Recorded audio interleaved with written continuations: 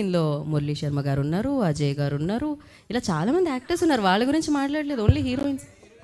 గీత గారు నేను చెప్తానండి.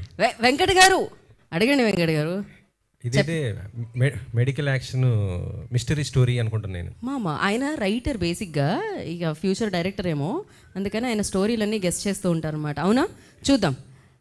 గణపతి రెడ్డి గారు ఏమంటారు? మెడికల్ యాక్షన్ మిస్టరీ అంటున్నారు. లాక్ చేద్దాం, ఇది ఏమవుతుందో.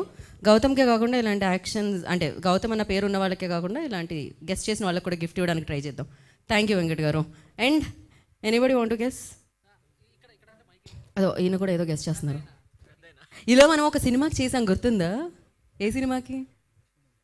బ్లాక్ బస్టర్ హిట్ అయింది, అది సంక్రాంతికి వస్తున్నానికి చేశారు, కథ చెప్పమని. ఇప్పుడు మేము కూడా అడుగుతున్నాం అలానే. Yeah please. Complete action thriller అయితే తెలుస్తుంది. ఓకే, మరి ఇందులో యాక్షన్ థ్రిల్లర్లో ఆయేషా అండ్ రియా సుమన్ ఏం చేస్తున్నారు అనుకుంటున్నారు? చందు, పాప్కార్న్ తెచ్చుకో చందు. యా, పాప్కార్న్ ఇవ్వట్లేదు అక్కడ. After this actually you will get it. Yeah, ఏమో అశ్విన్ అన్న సినిమా అనేటప్పటికి కంప్లీట్ యాక్షన్ ఎక్స్పెక్ట్ చేస్తాం, మిగతా మాకు సంబంధం లేదు.